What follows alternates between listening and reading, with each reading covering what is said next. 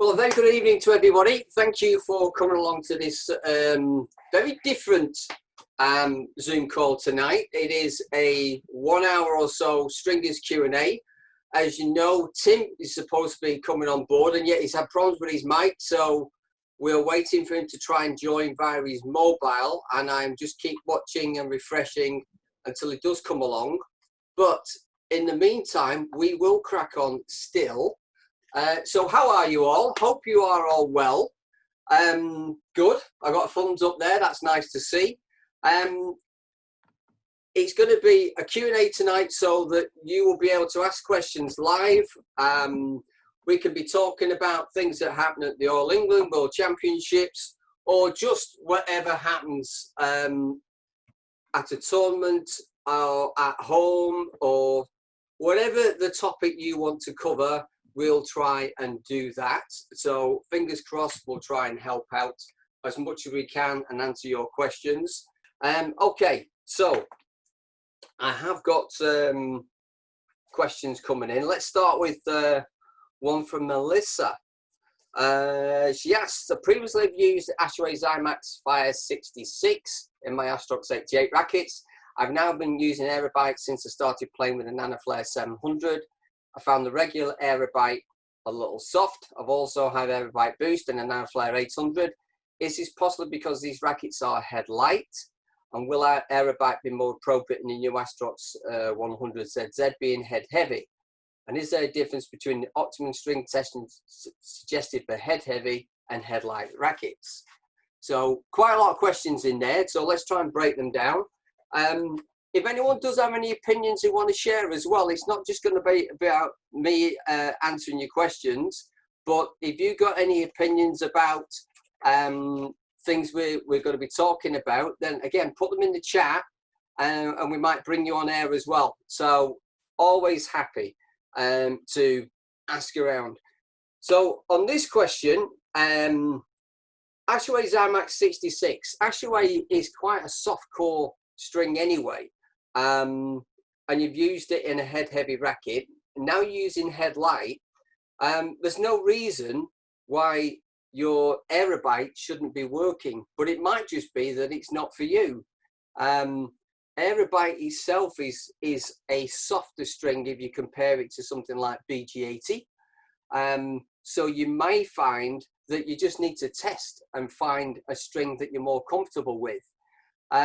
This whole thing about testing is so important that there is no such thing as the best string in the world.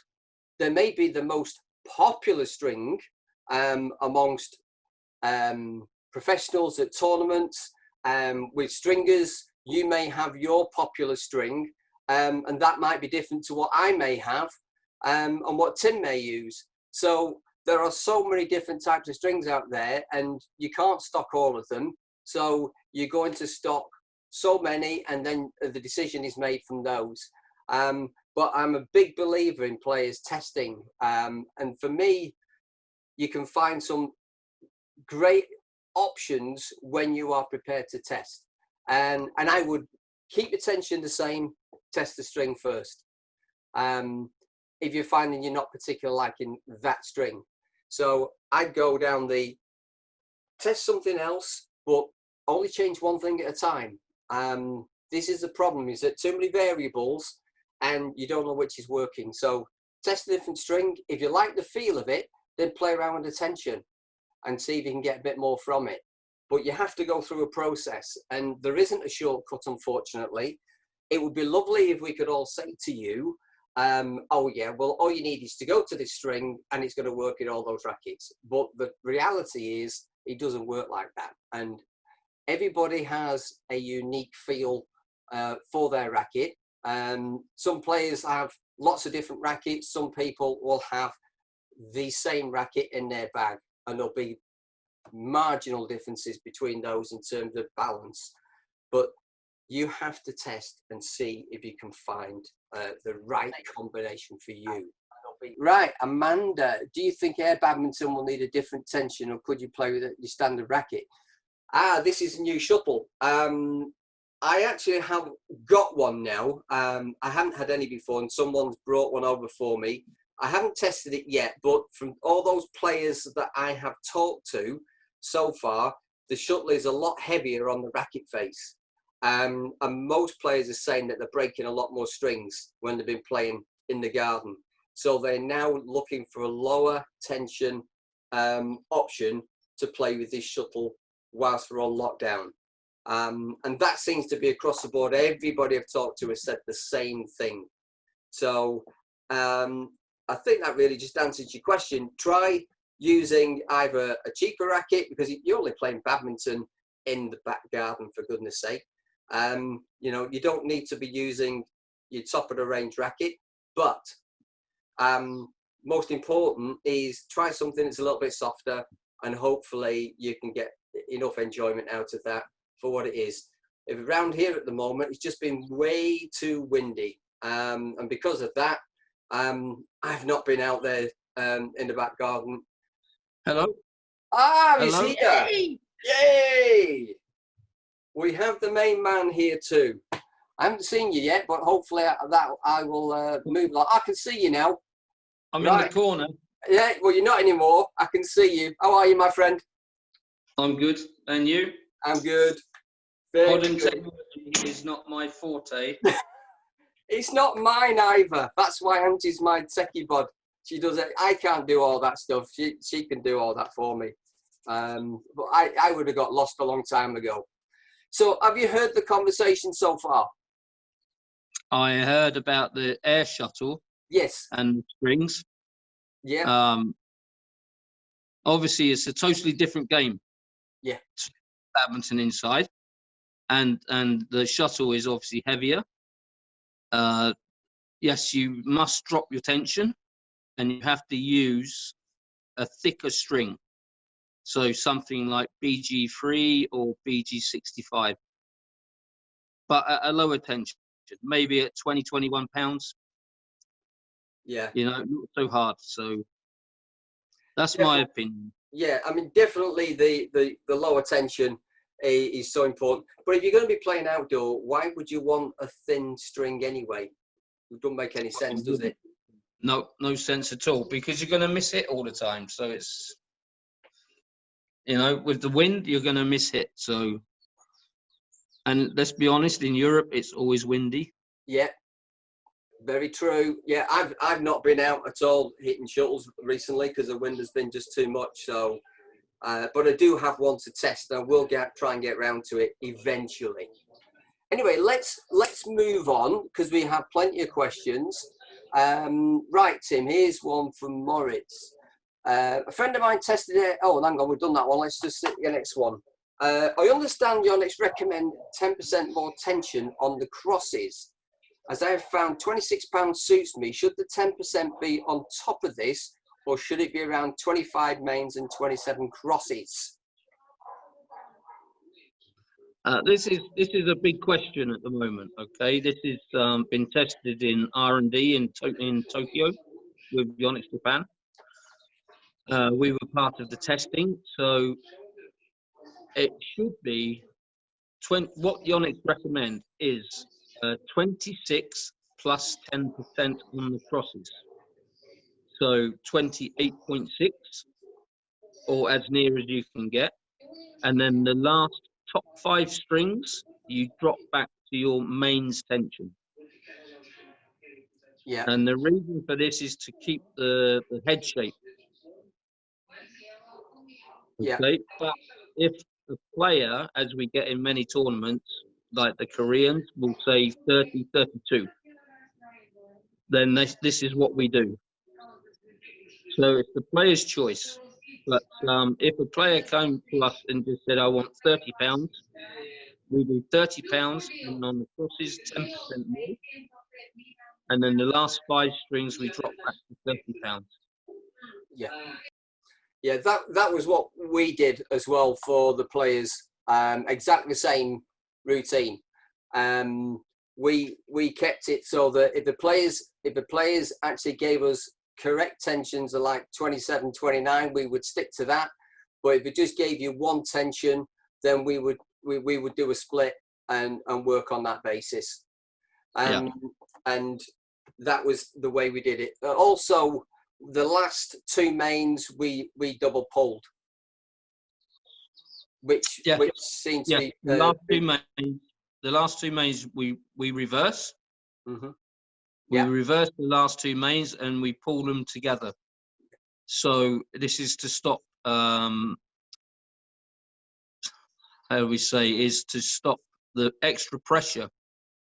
So the bottom of the frame is actually weaker than the top, if you know what I'm saying.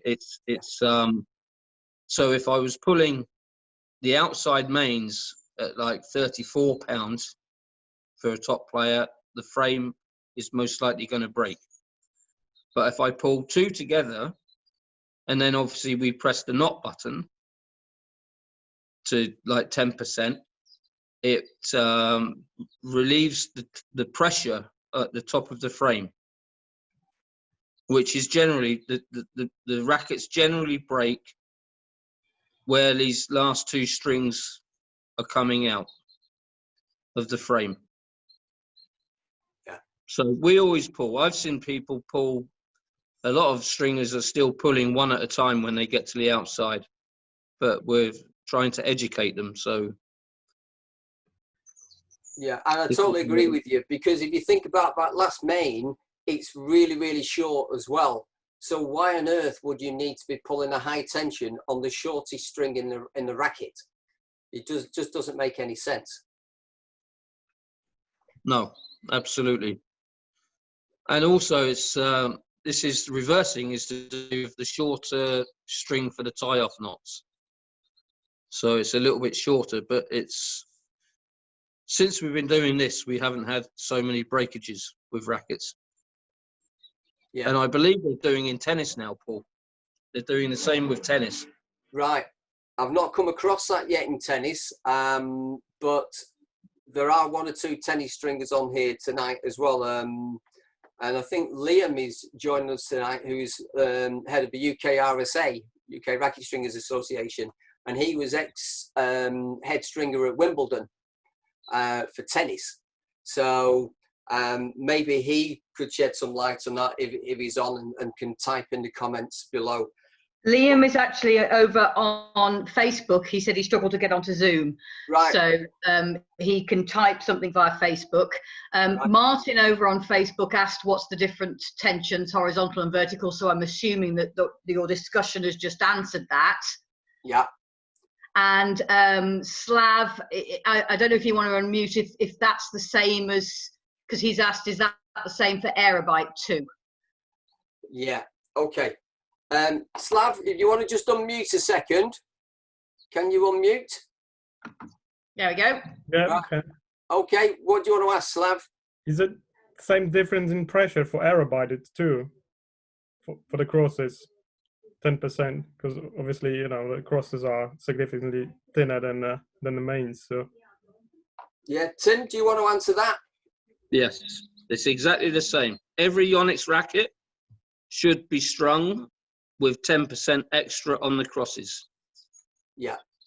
And I suppose it depends on the machine you've got as well. So, like you say, you get to the nearest. Do you, when you say nearest, are you quite happy to go up if you can only go in increments of £1? So a 27.29, for instance, you really should be saying it's 27.30. It was 2.7 rounded up, or would you say, actually, I'd rather be on the cautious side and keep it to the pound lowest? We round it up, so Right. we go up. But the new Yonex machine, well, the 8 Deluxe has 0.1, 0.2, 0.3, you know, but the new machine has goes up in single points. So even in pounds, it changes in points. So this is more accurate, yeah? Yeah. With the Precision 9.0, it's much more accurate. So this can be maintained much better.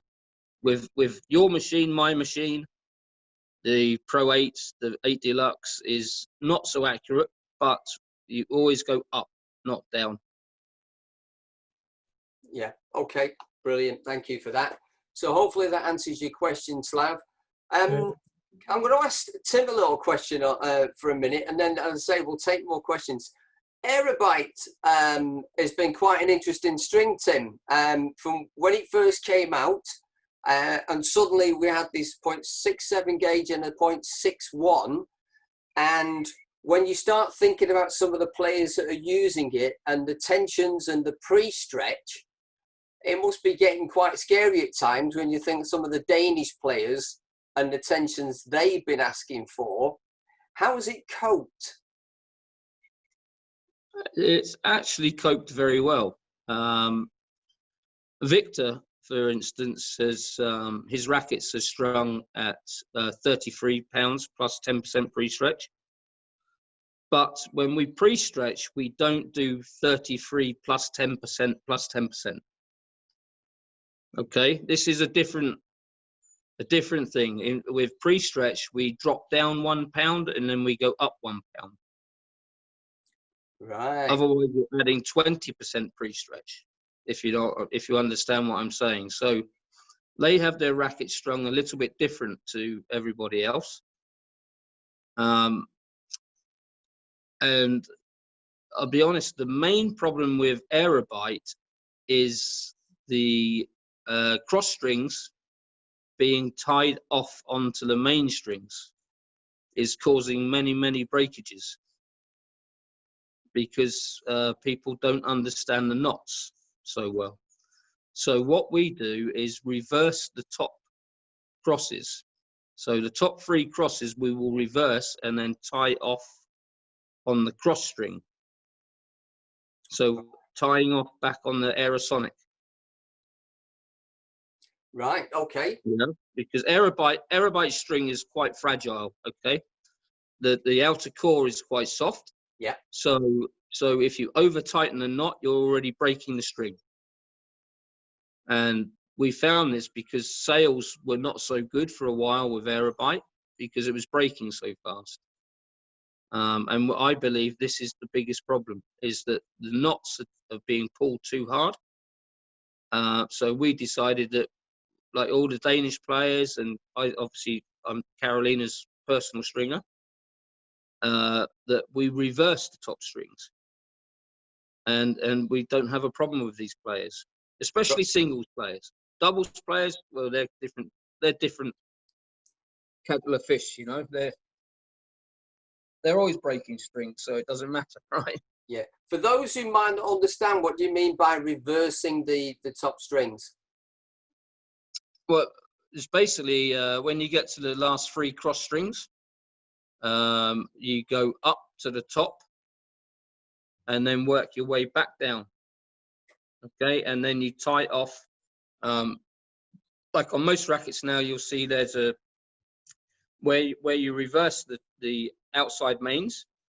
You're reversing in double grommets. So what you do is we reverse the top strings and we tie off in the double grommet on the cross string.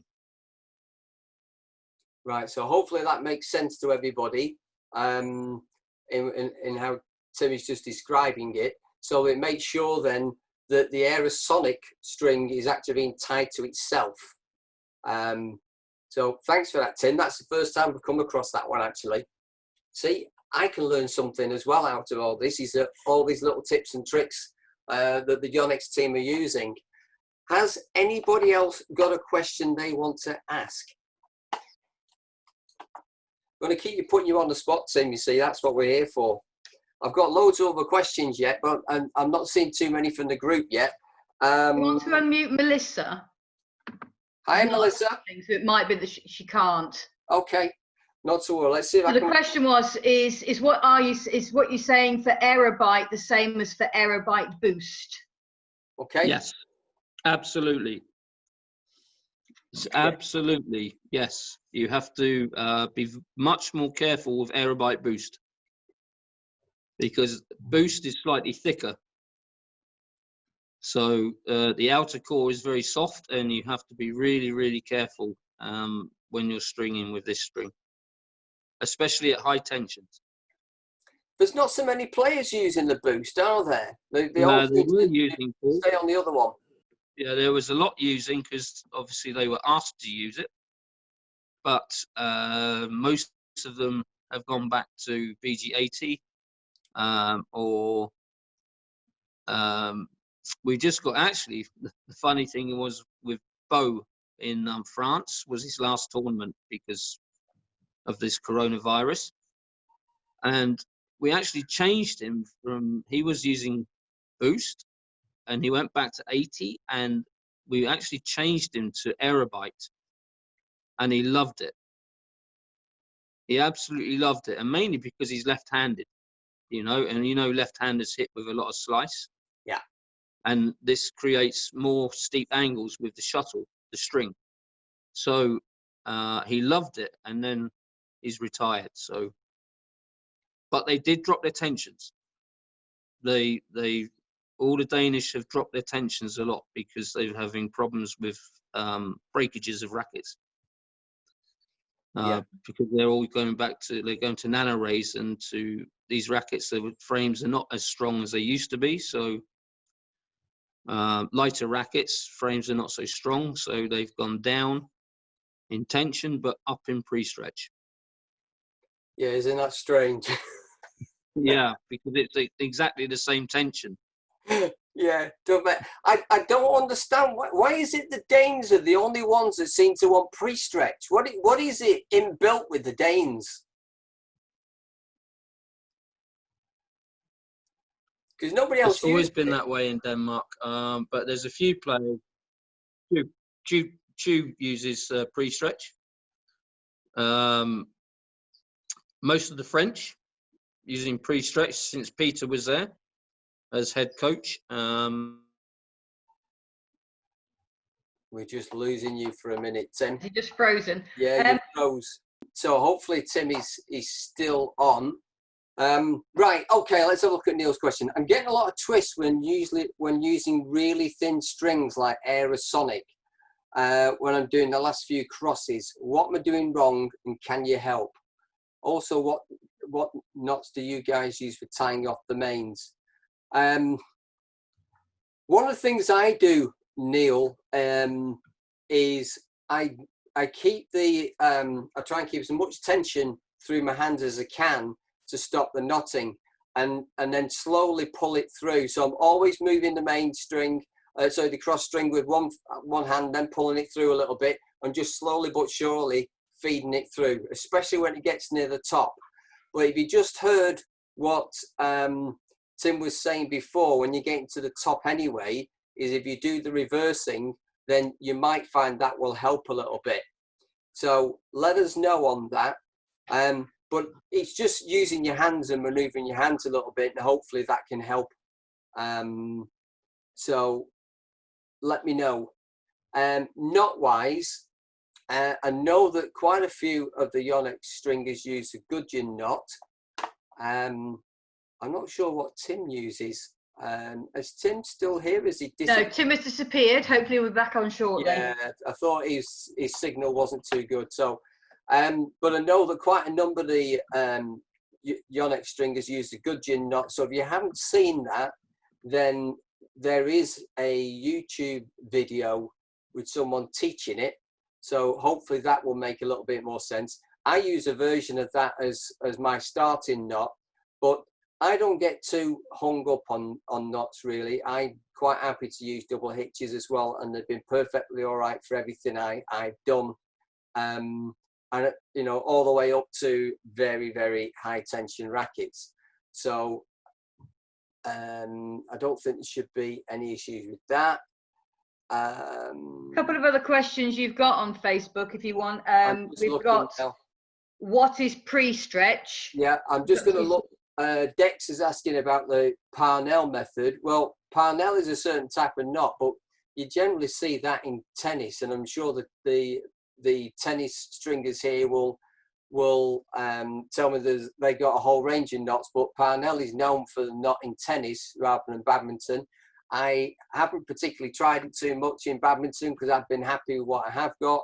So between the sort of the gudgeon knot and the double hitches, I'm quite happy with that, and I know that it's done a good job. Let's have a look. Dex again, BG80 most popular string in the world. I would say that BG80 is certainly the most popular string in the world with professional players, and at the last count that I saw, it was still the most popular string with the professional players, but Aerobite has gained a huge amount of ground, surprisingly.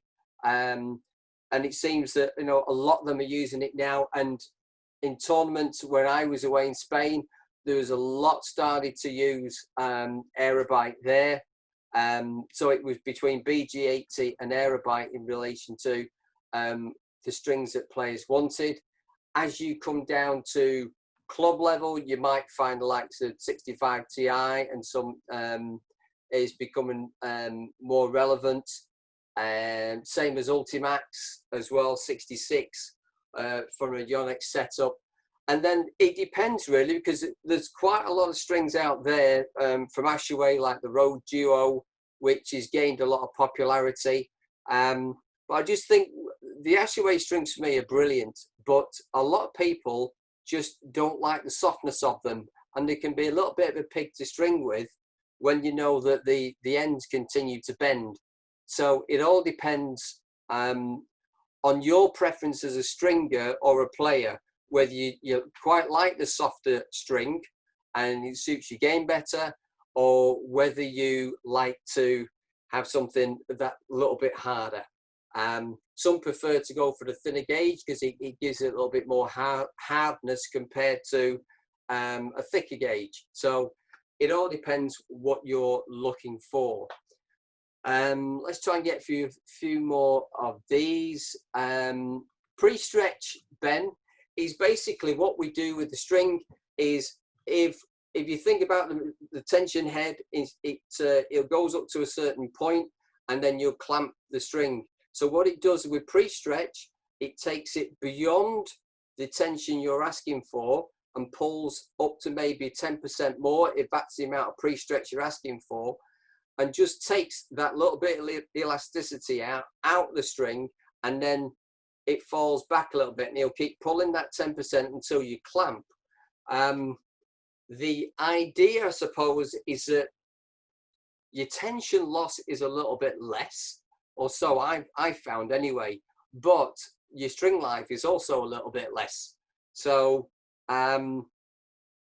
you gain on one side, you lose on another. But I've actually used it quite a bit in the past and then suddenly stopped using it for that reason, is that I wasn't getting as much life out of the string. But what I was getting less tension drop by using that. So some of the players use it, but not all. It seems to be that the Danish influence here, from what Tim was saying before, is a big factor with the top players. I've certainly not come across any with all the players I've strung for. None have asked for it at all, ever. So it's only when I've been stringing for a Danish player have they wanted a pre-stretch. But all the Malaysian players, none of them wanted it. Koreans didn't want it. They were quite happy to just have the tension you gave them. And Matt will confirm with me as well that with some of the players, they turn up in your stringing room and they go around pinging all the rackets until they heard a sound they liked, and then basically they looked at the ticket and they picked that. So they didn't even know what tensions to have, believe it or not. But that's how it goes sometimes, and you just have to accommodate accordingly. Let's have a look.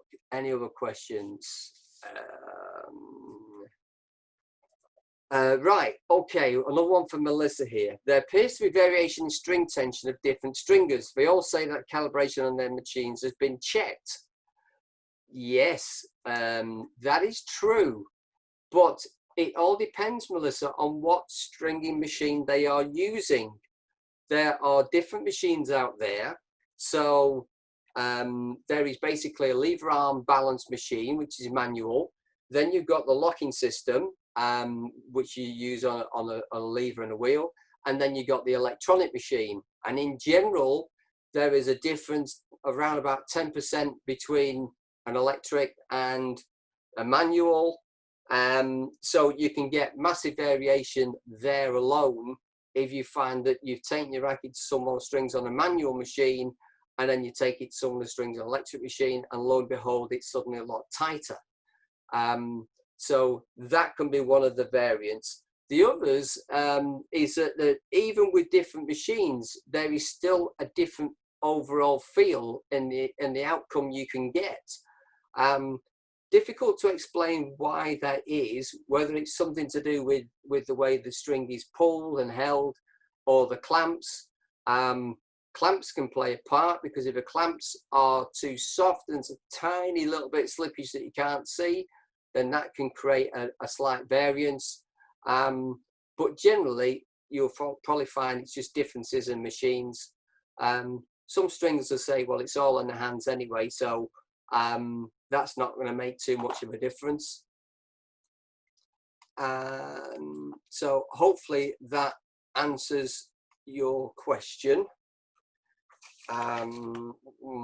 Right, okay, let's ask this one. Matt has just added to that last point by saying the ability of the string is also a factor. The racket's done in 20 minutes will be at a better tension than one that's taken an hour, for example. Yeah, thank you for that, Matt. Yeah, that's very, very true. That if you've got someone who is relatively new at stringing and it takes them an hour and a half to do a racket, and I'm going to do it in 20 minutes, then that the handling of that string is far less. So it's going to get through that racket quickly, and it's going to be tensioned and done. With someone that's taken an hour and a half, then boy, that can make a difference. So thank you for that, Matt. Good point to mention.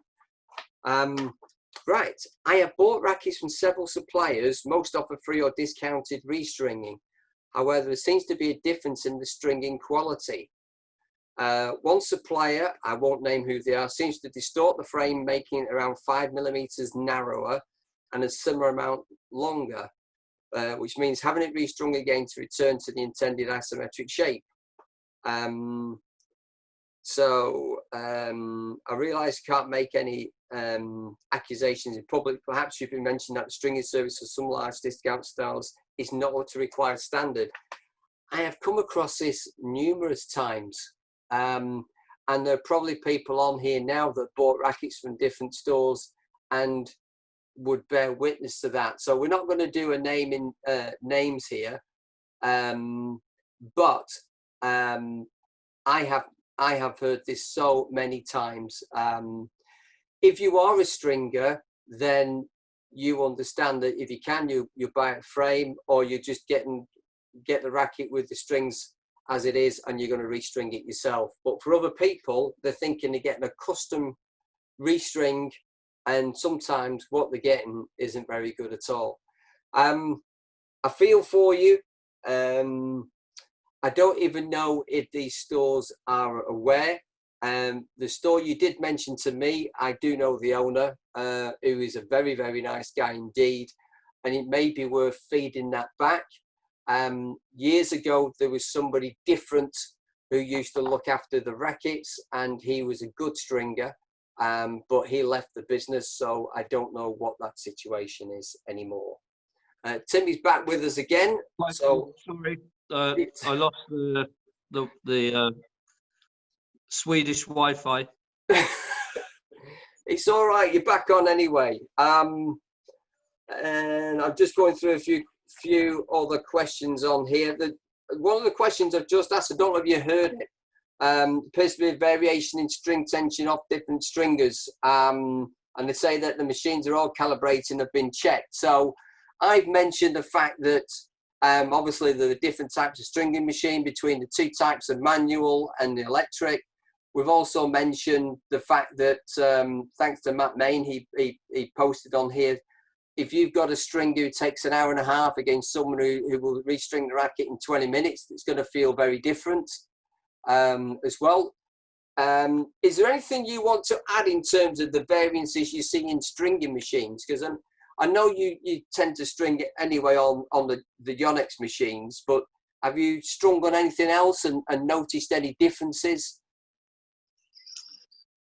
No, I'm very fortunate that I have a good contract, so I only use Yonex machines, right? So before I used to use Ashway Lockout, which was a really good machine. My first machine was, if you can believe, a Snow Peak drop weight. Now I'm going at 30 years plus. You know, they say that the drop weight is the most accurate machine. Really? Why is that? Yeah, you don't drop the weight. It's because it's pulling constantly, isn't it? But it's, I mean, the thing is, I know you can buy a machine. I've advised a lot of people over the years have said to me, "Oh, I've got 600 euros to spend," or you know, stuff like this. And you say to them, "Well, so don't buy this machine," and then they buy it. And I think you might know the machine. Yeah. Very poor quality. The restrings come out maybe £3 or £4 less than they would on a good machine like Yonex, Babolat, Gamma. You know, these machines. And the home stringers, I think they really don't understand. If you buy these machines, you're actually throwing your 600 quid in the bin. Okay, I know Yonex costs a lot of money, but as Ben Yoniyama told me, like when the Precision 5.0 first came out and we tested it in China, okay, it's half the price of the 8 Deluxe and the Precision 9.0. But he said, when you first pass your driving test, you cannot buy a Ferrari. I said, maybe I can, but that's true. I think you find that the tennis stringers are the ones that have the very expensive machines. Badminton stringers tend to go for something around the 1,500, 2,500 mark maximum. Most go for 600 to 800 pounds. But there's a big no-no for a start because it's not a good machine. I'm very fortunate. I only string on Yonex, and in my opinion, they are the best machines in the world. And I think if you speak to the guys that string at the tennis stringers, Australian Open, they all say the same, but most of them don't have Yonex machines. No, they don't. I'm aware of that. Quite a few of them have the Babolats, don't they? Because that seems to be one of the, obviously the bigger names, or the Wilsons as well, isn't it, for tennis? Yeah, Wilson, Bayardo, or Babolat, but Gamma is also a good machine. But you know, now I believe Yonex owns Toyozuki that makes the machines, so the machines are getting much better. You know, and I understand that £10,000 is a lot of money. The new machine, I don't know what it is in the UK, maybe 12,000. But Babolat is more expensive. You know, the top Babolat. So, you know, why you have to have quality. This is the thing. It's not just to do with the tension. It's to do with the mounting of the frame on the machine. And most of these rackets, you can't mount the frame properly on most of these machines. So you're already on a loser to start with. If you cannot mount the racket properly, you're going to have a lot of problems. Yeah. And Yonex does this. It is. You've got the 5, right? ES5. Yeah, I have. I've got the 5 Pro. I'm hopefully soon after this virus has disappeared, I will get my new machine, the Precision 9.0. But I'll be honest, I've never had a problem with Yonex machines, and you know, you could still sell yours for around 3.5, 4 grand. Yeah, you don't. Well, you never find them secondhand, do you? You cannot find them secondhand. It's that difficult. I think really what it is though, Tim, is if you get someone who's at a club, wants to string their own rackets, they're not going to spend that kind of money just to string their own rackets. And it's trying to find something that does a fairly decent job. But what tends to happen is a player migrates from just doing their own racket to suddenly, oh, I'll do a few in the club. And it kind of balloons from that a little bit. And sometimes you go through a process where I start with this. Now I'm starting to cut my teeth a little bit. Now I've moved on to the next one. And if I start to do a lot more, then potentially I can go to the next one. But you've got to have a starting place somewhere. And it's just, sometimes it's knowing, if you're going to buy one, then knowing what to avoid is one of the most important things you can do. Yeah, absolutely agree. And education for these guys is very, very important. You have ERSA in the world. Us as Yonex, we're trying to educate people. Is part of mine and Mark Lawrence's job is to educate the stringers. It's not very often we have bad stringers at the biggest tournaments from different countries, but some just need pointing in the right direction. But it's a lot of it is people think that they can be at home and string for like 10 quid. This is a professional job, like tennis. Badminton is not classed as like tennis, as a professional stringing job. And we're very underpaid. I honestly believe we're very underpaid, unless you come to Sweden or Denmark or Switzerland, where the average restring in Switzerland is 45 Swiss francs, which is now about £40. Yeah. So, okay, they have more money than us, but here in Sweden, you can charge up to £27. Yeah, and this is a big issue that a lot of people have. You see, is that I've had this discussion with Matt and other people that you want to do a professional job, and then you're up against the bedroom stringer charging a tenner, and that's just one of the difficulties that professional stringers have. The market is a buyer's market, and you've got to try and convince people that you've got the right kit and you're doing the right job, and therefore you have to pay the right money for it. Yeah, absolutely. It's I had a case in when I had my shop in the UK, where a guy called me on a Saturday night and said he needed a restring for his county match next day. Obviously, I was out. This was like 10 o'clock at night. So I agreed to meet him next day in my shop, and then strung his racket in about 15 minutes. He arrived late anyway, 1 hour. He said, I'm not paying you that for 15 minutes work. Okay, but they don't understand is obviously I had a shop. I had 4 stringing machines in my shop. It was Sunday, and I think £15 is very cheap. So I actually cut the strings out and gave them the racket back. Nice. Okay, because that's the most annoying, it's, and it's very difficult. I know in Poland, obviously, I live in Warsaw, but you've got guys there stringing for like £5-6, and we're trying to educate them to get the price up. I don't do much stringing there because I refuse to string for less than a certain amount. So, but I'm working closely with Yonex Poland, and we're gradually getting the prices up. Yeah. But only with guys that have worked with me before. Yeah.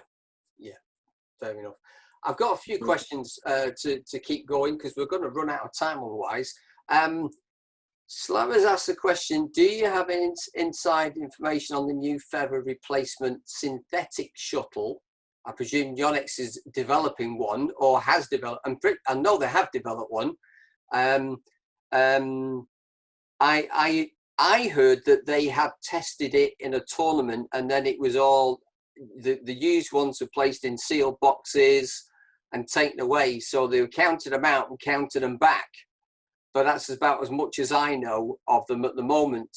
Have you heard of a release date for these yet, or is it still it's still in development and hopefully ready for next year?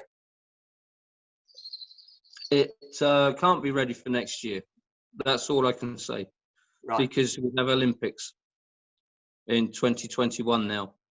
So originally the release date was January 2021. It's actually been, I have to be very careful here, Paul, because I was there at the original testing in Dubai, and I wasn't at the other 3 tournaments, but it was tested in 3 tournaments, one in Asia, one in the USA, and the last one was Italian Open, 18 months ago. So it's officially been approved by BWF, the only one that has. All I can say is it is very, very good. That's fine. Don't need to do any more than that right now. Don't want to drop you in it. That's great. Let's see. But I don't know. Say that again, Tim. I really don't know when I think it will be released after Olympics. It would make sense. I'd be very surprised if, bearing in mind the Olympics is what, June, July next year? July. Yeah. So, just on the subject of the Olympics, because I'm expecting you're going to be stringing there.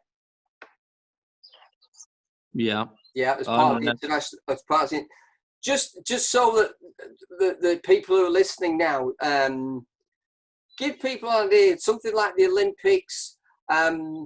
What's the setup time for you? When do you get there? And how long, how many machines in general, how many stringers, etc., etc. So just give people a flavour for that setup from the Yonex team perspective. Okay, so we are obviously in a room where no one can see us because we're not allowed to be seen. There's no advertising at Olympics, right? So there's no YY logos on. So let's just say normally we arrive 2 weeks before it starts because there's training for 2 weeks, acclimatization and stuff. But generally people don't arrive until 1 week before. And Rio, we had 8 stringers. We were there for 2 weeks plus 10 days. So, yeah, it's generally busy because it's free for everybody. It's not paid. Nobody pays at the Olympics. So it's free. So generally busy. The first 3 or 4 days is crazy. I think we did in Rio maybe 800 rackets just during play. So it's normally over 3 weeks. You're at the Olympics for 3 weeks, so which is nice. Yeah, you don't get a lot of time off, especially like you say, pre the games and the first round or so of competition. It's pretty much full on, isn't it, from your perspective? Yeah, we don't have. I mean, I'll be honest. It's a great life, being contracted stringer for Yonex. Everyone says, "Oh, you've seen all these great places in the world," and I'll be honest. I've been to some great places in the world, but the only places you see are badminton hall, stringing room, hotel room, and restaurant for dinner. So you don't go out. But it's really good fun. If you don't make it fun, then you just sort of hang yourself.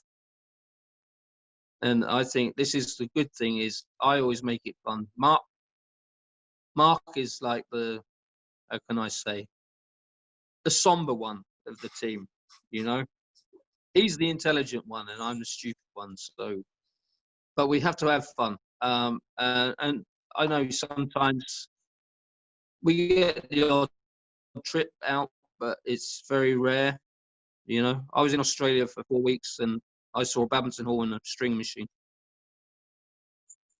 Yeah, I know what that's like. Been there as well, but I haven't done that length of time. I mean, I did the worlds in Glasgow, and so it was again that pre-tournament, be there, and then obviously throughout the tournament. And I had the wonderful luxury of stringing in my hotel bedroom, and that was it. So literally go downstairs, get your breakfast, back up to your room, and I was there and didn't move at all. Luckily, I found a Chinese takeaway and managed to, get something to eat. And that was it. I didn't get in the arena until semi-finals day. So I know what it's like when you are locked into that situation where you just buy a machine and you're just hammering through rackets. But I was on my own then as well, so it was very, very different. But at least you've got a good team there as well to work with. Let's see if there's any other questions. Yeah, when Yonex are the main sponsor, it's generally we have quite a good team of guys, good friends. And I know, obviously we don't do anything for China because they bring their own stringer. I know Victor was sending stringers. I'm not sure if they do now, but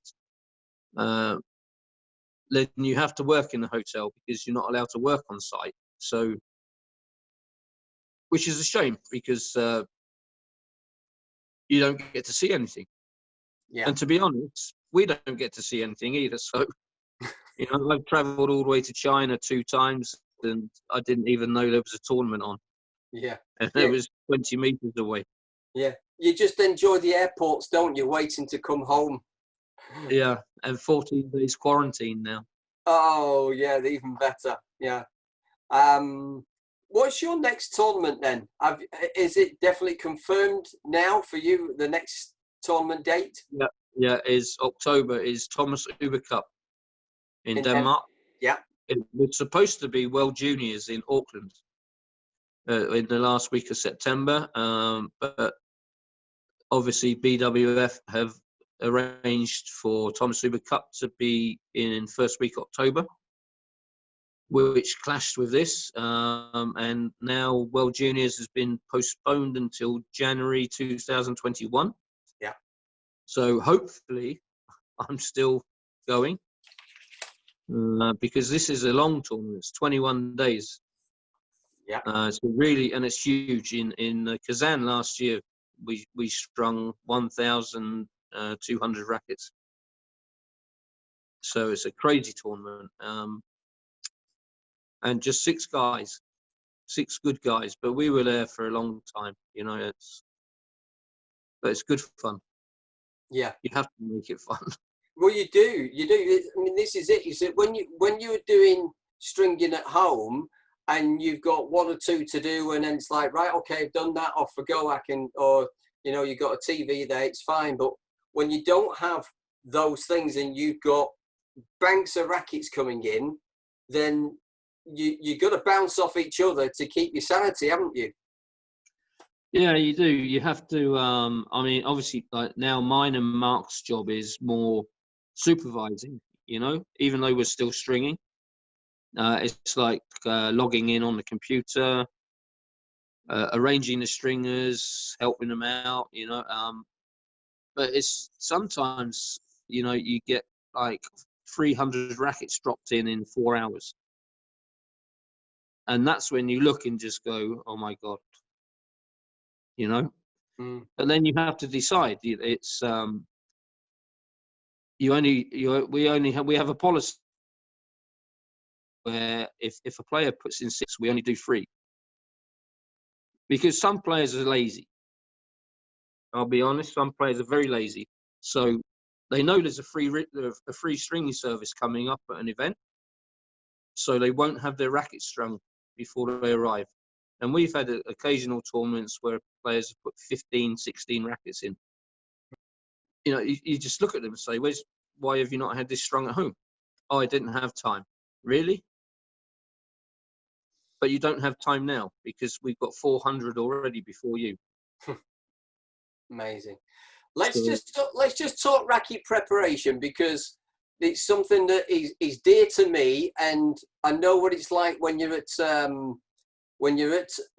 a tournament and someone brings you rackets and you suddenly get a pile of them in, and you get to the racket and you look at the grommets and you go, that's a dog's dinner.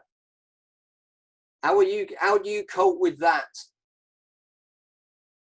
And what's your thoughts on and the players and the actually looking after their rackets? Well, actually, what you'll find is that the Asians are normally the ones that come in, and the Russians with some of the day, well, because obviously there's such high tension. But the policy is now, obviously, we check all the grommets, but you don't have to replace them. What we use is the RAB grommet grinder.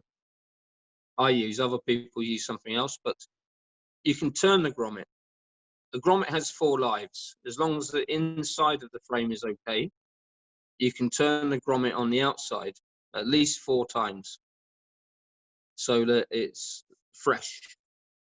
And you can put this on the machine, and as you're stringing, you can see, and generally that's not the problem. But it's like Jano Jorgensen, I did 1 racket for him 5 times in Japan Open. High tension, just dodgy grommets, you know. So, but if you replace all the grommets, it's going to take you 20 minutes. Yep. Minimum. Yep. We had that with Tontawi Ahmed a few years ago at the All England, and we called it Rogue One, his racket, because no matter who strung it, you go and put it down to one side, and then you hear it go ping, and then you're going to do it again. So I know what you mean. Been through that. Few more questions, and then we are nearly on time. So, question by Darren. Why is it when he gets his racket strung, say on a Wednesday, he plays great, and he plays Thursday, but when he plays Friday, it feels completely different? Well, number one is, where does he keep his racket? Right. Yeah. If it's in a racket bag, if he puts it in the boot of the car, you know, that affects the racket. Even like shuttles as well. If you leave them in the boot of the car, it's no good. The racket's probably lost already 20-25% tension in 2 days. So that's probably why it feels strange, and it all depends which string he uses. You know, I've tested a lot of strings, Paul, for different manufacturers, and I'll be quite honest, there is no string in the world that holds its tension like Yonex. You know, nothing. And if you're using BG65, obviously the sound is different. And I used BG80 for 30 years, and as soon as I tried Aerobite, I've changed, and I will not change back. So it's very different. Marin is the same. Carolina, we changed her string in the European mixed teams in Poland just to try one racket, because she was always using Nanogy 95. So in 2015, we changed her string, and then she goes on to win the Olympic Games with Aerobite. Yeah. So it says it all. Aerobite holds its tension really well, like 80, 65 Ti. You know, some of the thinner strings. 65, you know, is for the leisure players, really. Even the Thailand and Indonesians have changed from 65 to 65 Ti. Yeah, because they of the used to hitting always sound. use 65. Yeah, but now they want better hitting sound. So we persuaded them to go to 65 Ti. So it's very different. Rexy still uses 68 Ti, so the only person I know in the world. Good grief. I'm surprised they still sell that string, to be honest, because I don't know anyone who plays with it. I don't know anybody apart from him, and we always get sent 3 or 4 reels to every tournament. Yeah. So obviously Rexy gets given a lot of string. Yeah. Well, there you go. Right. Okay. Martin submitted a question to you beforehand, and he just asked in the chat if you got it. It's one of the ones I printed off for you. Oh, right. Okay. Well, I've got that next, actually. And there's one over there, and then we'll call it a day. So before I come to Martin's, and I'll make sure I make yours last then, Martin. Ben has asked, would plastic shuttle means less tension on rackets? What's your thoughts on plastic shuttles versus feather shuttles? Have we lost? Are you still here? I'm still here. I'm contemplating. I don't think you have to. I think it depends which plastic shuttles you use. Okay. I think the Mavis are much higher quality than the others. But my honest belief is that people that start playing should play with plastic shuttles and have probably a lower tension, because it teaches them to hit the shuttle properly. Back in our day, Paul, remember the old Carlton Blue? Oh gosh, yes. Don't remind me. Yeah. We were playing tournaments with these, right? So, oh dear. But you see, everybody from that era can actually hit the shuttle properly, because you had to learn how to hit it properly. So, but I think with plastic, you probably need a couple of pounds less in tension. But it depends how good a player you are. It depends how you feel. Yeah. There's always somebody who can buck the trend. I mean, I know one player in particular who's a stringer, and he started off. I don't come to answer the question. Yeah. And he started off at low tensions, and over the years he kept incrementally moving up, and he was suddenly using plastics at over 30-pound tension. But in general, anything, for me, if you're using plastic shuttles, 21, 22 and under is decent. If you're a very good player and you still got to play with plastic shuttles, then you're going to test and find what's going to work for you, whether you get to 24 or 25. But you're not going to see many players hitting plastic shuttles at 30-odd pounds tension, that's for sure. No. You're going to break more strings, you know. It's the same with a lot of feather shuttles now are not 100% cork base. They're 50-50 with rubber. Yeah. I could mention a few companies, one from the UK, but it actually increases the string breakage having these composite bases. Yeah. So there's one shuttle from a guy that used to be at Wembley Sports, but is taken over by someone else.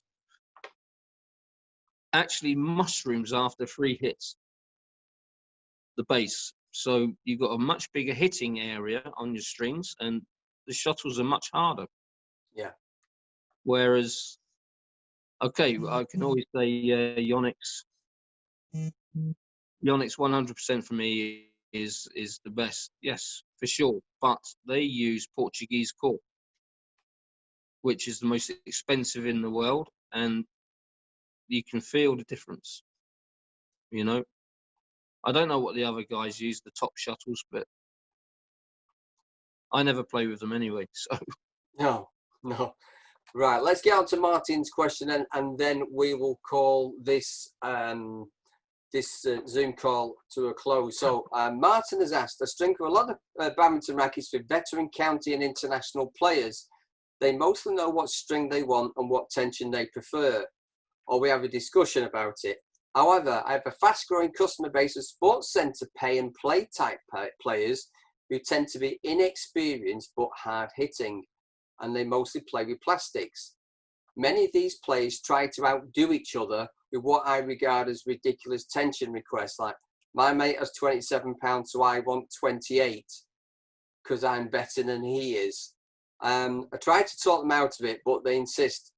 Unsurprisingly, I get a lot of them back quickly with broken strings.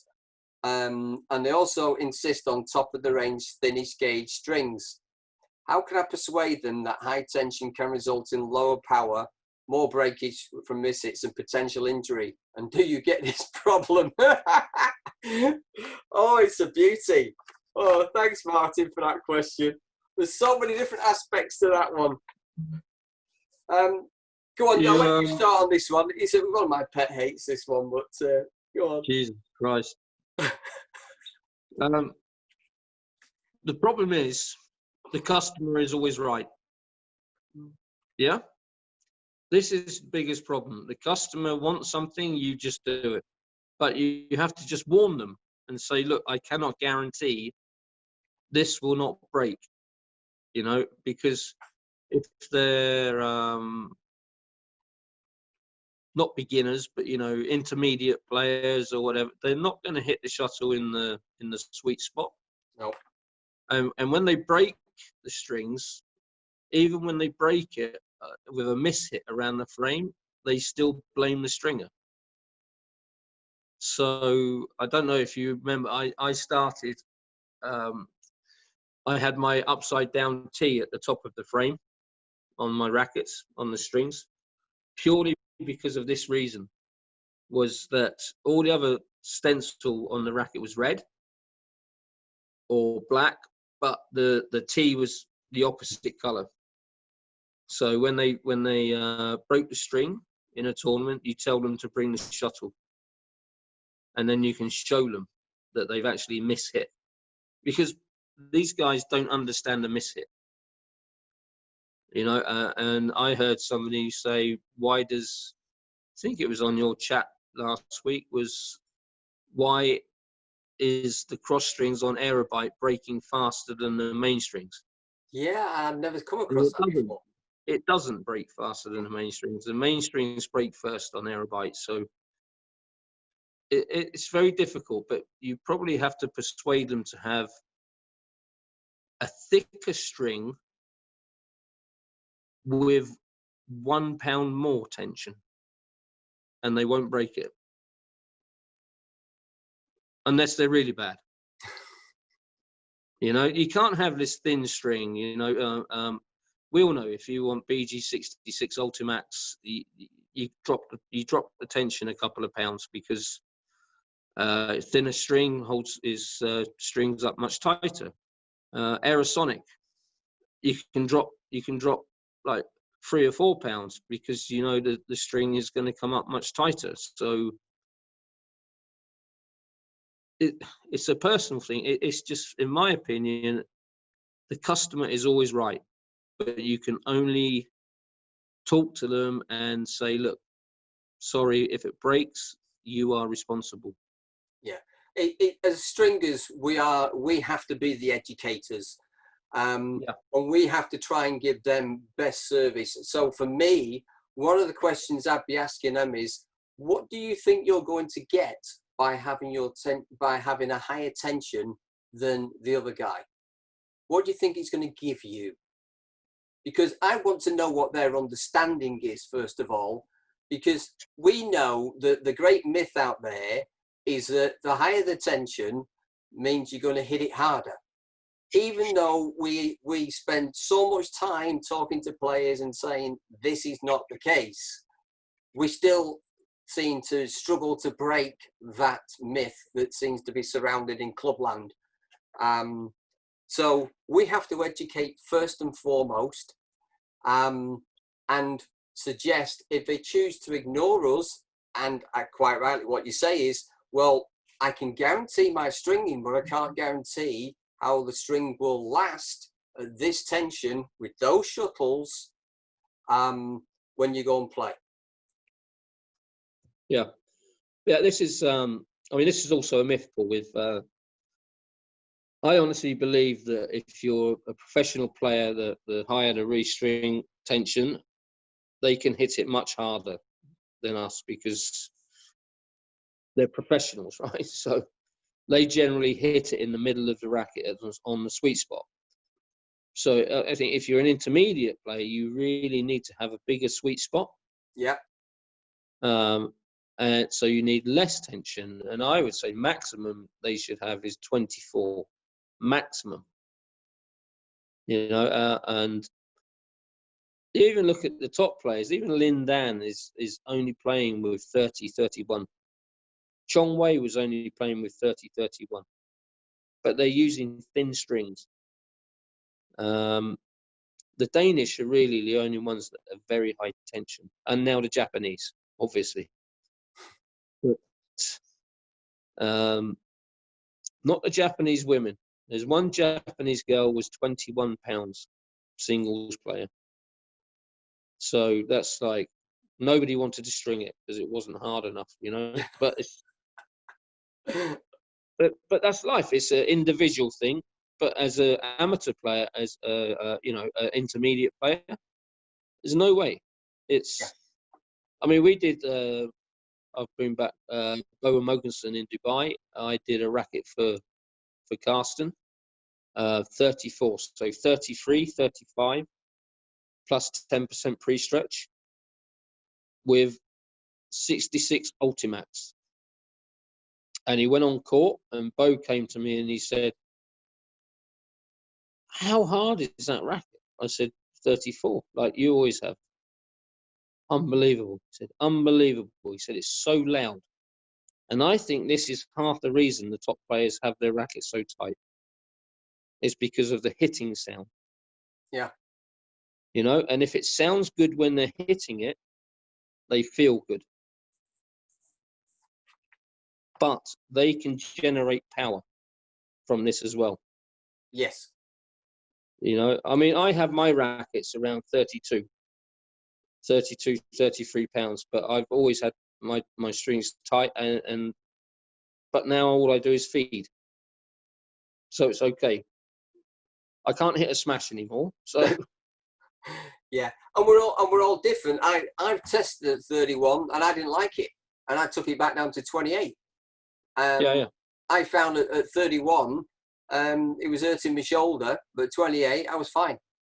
So this is why I started off this on the first question and answer today. It was always about, you have to test and find what works for you. Absolutely. You know, yeah. and we kind of come full circle. If you test the string, then you start changing tensions and finding what else, but one variable at a time. The other thing they don't understand a lot of the time is actually, what do you hit the shuttle with? Most people think you hit the shuttle with a racket. Yeah, you're hitting the shuttle with the string, not with the racket. So, you know, you can have a 30-pound price racket or a 200-pound price racket. It all depends on the string tension and how you feel. I can guarantee I could put a 30 quid racket in Lin Dan's hands, and there's not many people in the UK would beat him at singles. You give him a cricket bat and this thing will still apply, I think. Golf. Right, okay, it is now 5 minutes to 9 in the UK, so it's getting later over in Europe for you. So I am going to bring this Zoom call to a close, and thank you, Tim, for joining us on the call and for sharing your wisdom, your experience with all of us here. thank you to everybody who has joined as well and spent the earlier part with all the technical problems we had. But hopefully you've found it very useful and we've answered some questions for you. The big one I think you should be taking away if you're using Aerosonic, as Tim mentioned before, is reversing the top three. So you're tying Aerosonic onto Aerosonic string and not onto the Aerobite string. So that is something definitely to take away and to give it a go. So thanks everybody. I hope you've really enjoyed it. You've got something from it. And hopefully we'll try and do another one of these sometime in the future. All the best, Tim. Take care of yourself, my friend. You too. Thank you. Thanks, Bye mate. for now. Bye-bye. Bye.